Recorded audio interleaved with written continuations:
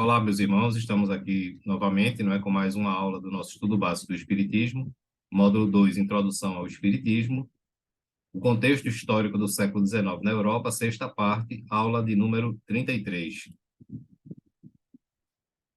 Então, nós vimos na aula passada, estamos estudando sobre a Revolução Industrial, falamos, né, como foi que ela surgiu, a importância dela na área da ciência, da tecnologia, de uma série de mudanças, não é, que essa revolução trouxe, não é, de benefícios para toda a humanidade.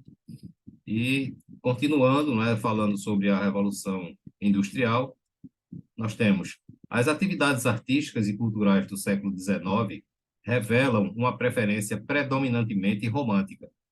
O romantismo influencia as ideias políticas e sociais abraçadas pela burguesia revolucionária da primeira metade do século, associando as manifestações românticas aos ideais de liberdade, igualdade e fraternidade.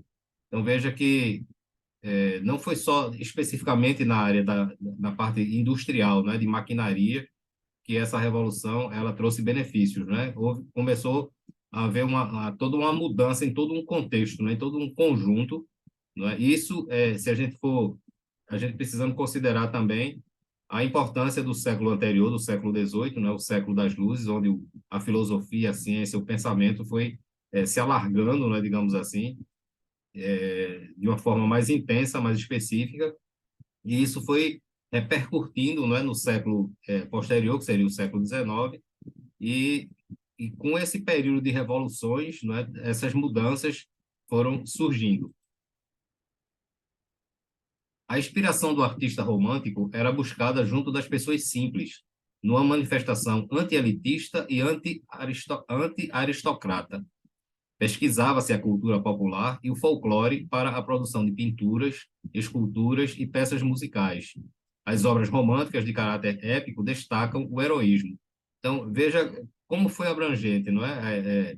A Revolução Francesa, a Revolução Industrial, em todos os aspectos, não é? Em todas as áreas da humanidade, não é?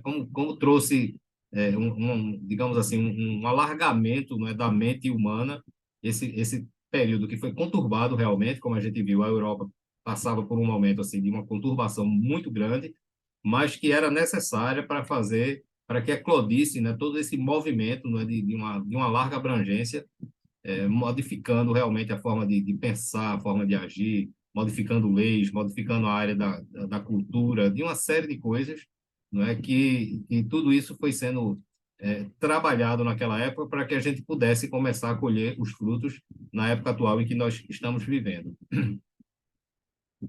O ideário artístico estava diretamente relacionado à realidade das lutas políticas e sociais da época, os sacrifícios da população, o sangue derramado nas batalhas e até as dificuldades encontradas nas disputas amorosas. Então, tudo isso era levado em consideração, não é? Como os espíritos dizem, isso foi realmente um rastilho de pólvora, né, que saiu se alastrando não só na região onde ocorreu essas revoluções, mas principalmente pela Europa e posteriormente pelo mundo afora. No que diz respeito à produção literária, sobressai na Alemanha o poeta Goethe, que viveu entre 1749 a 1832, que, em Fausto, uma de suas mais importantes obras, enaltece a liberdade individual, tema repetido em seus demais trabalhos. Então, observe que, como a gente fala sempre, não é? Como esse planejamento é bem feito, né? As coisas começam a ocorrer. Eu até citei nas aulas passadas. A gente começa com, em determinado período da humanidade, com a vinda de Moisés, um espírito missionário, cuja tarefa era divulgar, não é, e viver em sua religião, a religião judaica, que Moisés é um dos fundadores da religião judaica, né? A existência de um Deus único. Né? Ele vem ensinar ali, a missão de Moisés é passar para a humanidade. Não vamos considerar a vida de Moisés, os seus interesses particulares, nada. Mas vamos nos concentrar apenas na missão dele. A missão dele era trazer a existência de um Deus único, né? Era implantar na mente das pessoas o monoteísmo. Depois a gente, passados-se quase 2000 anos depois, a gente vem Jesus, que vem ensinar, não é? 2000 anos depois, o homem mais evoluído do que da época de Moisés, tinha uma capacidade maior de entendimento, e aí Jesus vem trazer a existência de um Deus Pai bom, justo, não é? Um Deus que não exigia sacrifícios, que não incitava a guerra, não incitava o poder nem a conquista em relação ao próximo, diferentemente do Deus Jeová que Moisés pregava na época, né? Tudo isso de acordo com o entendimento de cada povo, né? Moisés era um homem que viveu numa época e Jesus já veio 2000 anos depois, a civilização estava bem mais evoluída. Depois, né, passados mais ou menos 2000 anos depois de Jesus, vem o Consolador prometido, né, e com antes de chegar o Consolador, antes de surgir o Espiritismo, a gente vê que uma grande quantidade de espíritos missionários, seja na área da ciência, da tecnologia, né, da poesia, da filosofia, da psicologia, enfim, em todas as áreas, a gente começa a ver aqui, nesse período aqui que a gente está estudando, a gente vê aqui uma personalidade, um escritor como Goethe, né, que escreveu obras fantásticas, principalmente essa aqui, o Fausto, né? Então, a gente vê que a revolução, a mudança, ela começa não só numa área específica, ela pode até eclodir, não é, em determinada área específica. Nós estamos falando aqui da revolução, especificamente da revolução industrial, mas a gente vê que a repercussão disso daí não se deu somente nessa área da tecnologia, do desenvolvimento, não é, da indústria, mas ela começa a se abranger na área da poesia, da música, da literatura, né, da arte de uma forma geral. E isso vai, veja como isso uma coisa que vai, é como se fosse uma explosão, não é? Que o efeito dessa explosão ela vai se alargando, ela vai abrangendo vários setores, não é? Várias localizações geográficas e não só físicas, geográficas físicas, mas principalmente mental, né, das civilizações. Veja como há um encadeamento, né? Como há um planejamento, uma organização. Na França, destaca-se a figura de Victor Hugo, que ocupa lugar excepcional na história das letras francesas. Grande parte de sua obra é popular pelas ideias sociais que difunde e pelos sentimentos humanos, nobres e simples que ela canta. Então, veja que isso é na Europa inteira. Né? Veja que vários espíritos reencarnam ali, né? São espíritos que receberam essa tarefa de Jesus, né, de cada um dentro da sua especialidade, cada um dentro do seu conhecimento, dar a sua contribuição para o progresso da humanidade. E nada melhor do que a literatura, né? E se hoje nós temos outros meios, né? Eu particularmente prefiro ler livro físico. Eu gosto de pegar no livro, sentir o cheiro do livro, né? E riscar, rabiscar, sublinhar o livro e tal. Lógico que dependendo da necessidade, eu leio alguma coisa digital, mas de preferência eu prefiro o livro físico. Mas o livro, na época de hoje, ainda é uma coisa importantíssima, não é? As pessoas precisam ler mais, as pessoas precisam ter conhecimento. E esses escritores, não é? Esses poetas, né? Esses espíritos com um conhecimento vastíssimo, né? Que traziam essas inspirações, que traziam as intuições das experiências vivenciadas em reencarnações passadas, eles transmitiam isso através das suas obras literárias, né? Através da música, da arte, de uma forma geral. E isso daí, nada melhor do que isso para fazer com que a civilização progredisse, como vem fazendo até hoje, né? Através da literatura, do livro, o conhecimento, afinal de contas, é o único bem, é o único tesouro que nós nascemos com uma quantidade e retornamos desse mundo com uma quantidade ainda maior. Cada vez que a gente reencarna, a gente traz e leva novos conhecimentos adquiridos. É a única coisa, a única mesmo que a gente leva quando a gente morre é conhecimento, é experiência de vida. O resto, por mais que a gente queira, por mais que a gente deseje, a gente não vai levar. No livro Napoleão o Pequeno, Victor Hugo critica o governo de Napoleão III. Em Os Miseráveis, denuncia como ninguém até então fizera o estado de penúria dos pobres. Quem já leu Os Miseráveis sabe, eu já li, é uma obra fantástica mesmo, né? E retrata realmente a miséria das pessoas. As artes plásticas, inspiradas no classicismo greco-romano, têm como exemplos mais importantes o Arco do Triunfo e as colunas existentes em Paris, construídas por ordens de Napoleão Bonaparte. Jacques Louis David, de 1746 a 1828, legou à posteridade famoso quadro sobre o assassinato de Jean-Paul Marat, um dos líderes da Revolução Francesa.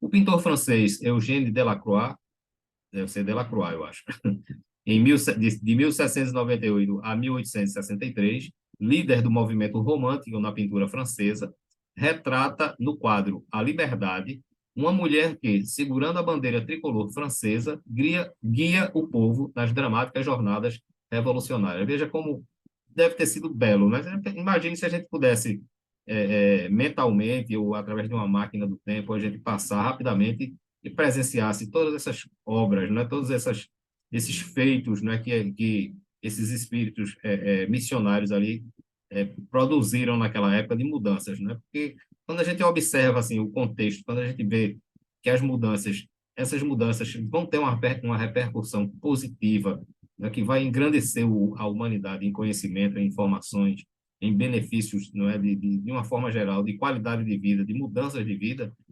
Eu, particularmente, eu me impressiono muito com essas coisas, eu admiro bastante e gosto. Se eu tivesse como voltar e ver todas essas coisas, pode ter certeza que eu voltaria, né? Assim, não para ficar, né? Eu gosto do meu tempo, da minha época, mas para a gente, se a gente pudesse assistir isso, pelo menos num filme, não é? Não vou nem longe aí numa ficção científica, aí de uma máquina do tempo, mas pelo menos se a gente pudesse ter um conteúdo, não é, através de um vídeo, que a gente visse todas essa história, mas a história que eu falo não é escrita, como a gente está vendo, né? É aquela coisa mesmo vivida, né? Com personagens, enfim. E eu, particularmente, seria um dos primeiros a me interessar a assistir, porque toda mudança, não é, importante que ocorre, como eu digo sempre, para trazer benefícios para a humanidade é importante e a gente precisa conhecer. No campo das composições musicais, ocorre uma reviravolta.